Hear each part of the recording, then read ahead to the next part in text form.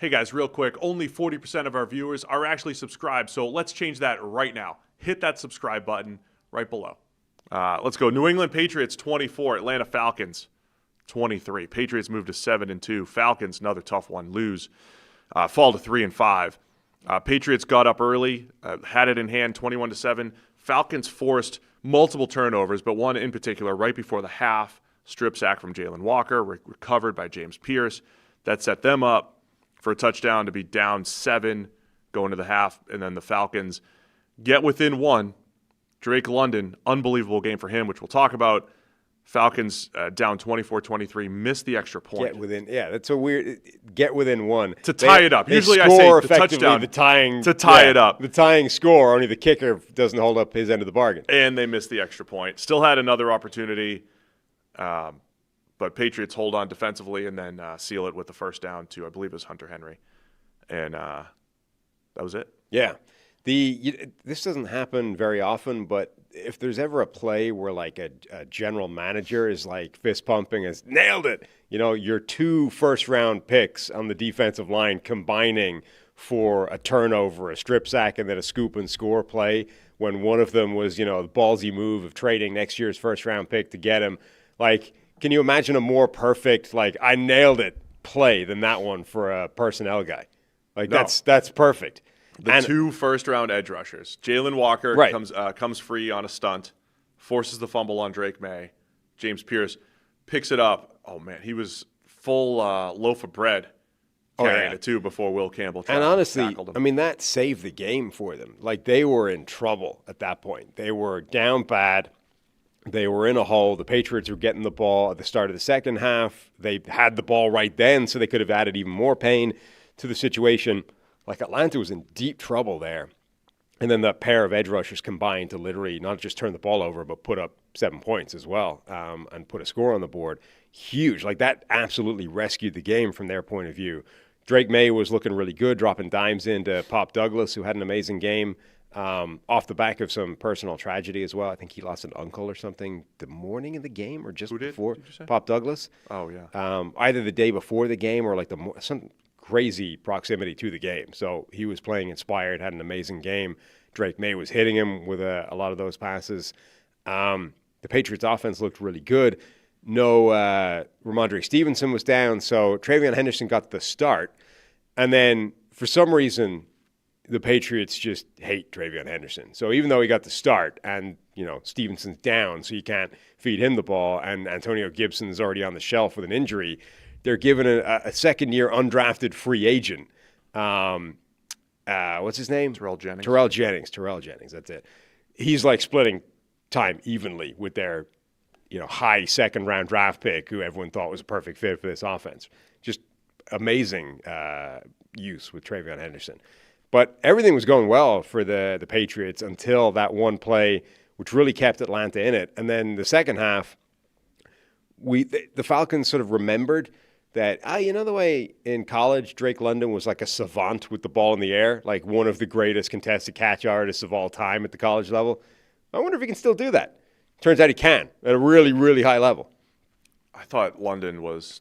Yeah, he was outstanding, obviously. 9 catches for 118 and 3 touchdowns. When they got into the red zone, they did a nice job getting him isolated on Marcus Jones a couple times, threw it up to him. So basically every throw was a different version of a fade to Drake London. The final one, 4th and 4, he one-hands it in the end zone. Ridiculous catch. What should have been the game-tying play. He had a 40-yarder against Christian Gonzalez. Gonzalez had been having a great season. And Gonzalez is a big, strong corner, and he made him look ridiculous. He ran through an illegal. Yeah, Gonzalez picked up illegal contact on the play. Yeah, and London still goes up, catches it, lands on Gonzalez's head, knocked him out of the game for a bit too.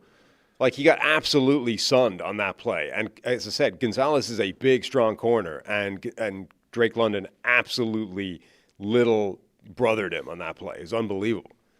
So, look, I think there's elements of what the Falcons did in this game, feeding Bijan in the pass game and London in the pass game. Kyle Pitts had a big couple catches in there as well. They're still very inconsistent offensively. Didn't really get the run game going as they have in other games, but they got the ball to Drake London for those big plays and missed the extra point. From New England's point of view, for a team that's won 6 straight now to move to 7-2, kept saying, hey, you're going to beat the Browns and the Titans. Make sure you take care of business in those games. This is probably the most challenging team that they've played in a few weeks now. Yeah. And they played a sloppy game, as in Drake May air mails one for an interception. He had 2 fumbles, one that he just dropped, the other one where he strip sacked. He still got sacked 6 times.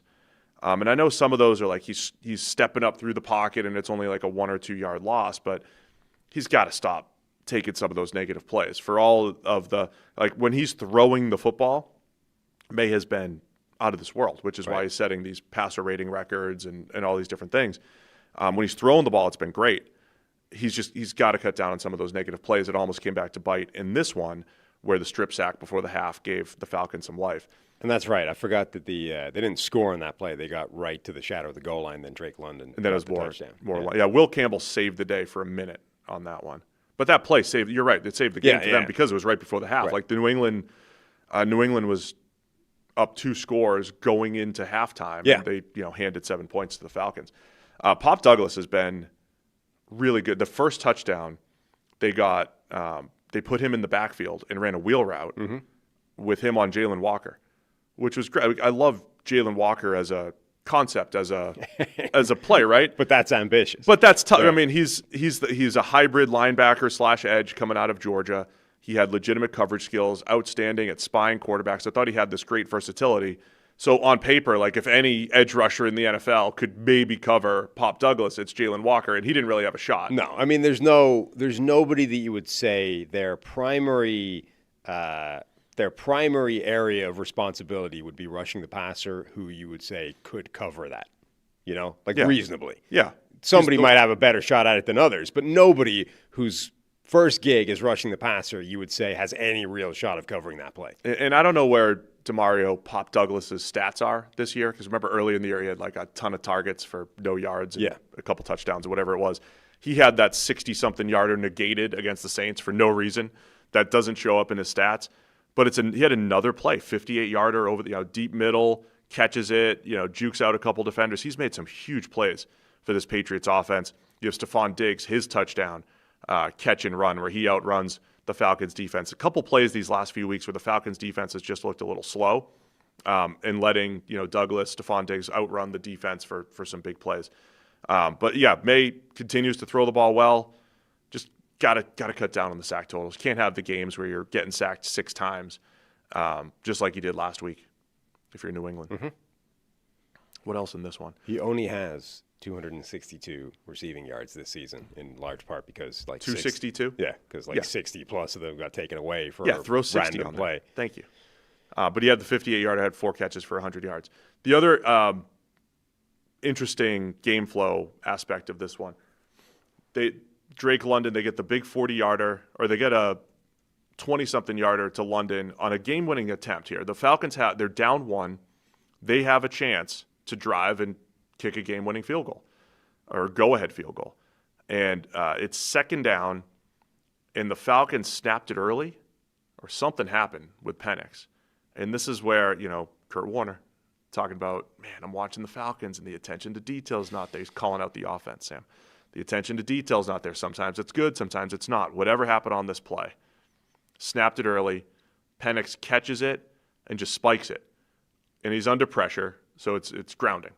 And he spikes it away from, I think, where Bijan was, where if he just turned and threw it the other way, maybe you get away with it. And it put them into 3rd and 20 instead of 3rd and 10 or running a 2nd and 10 play.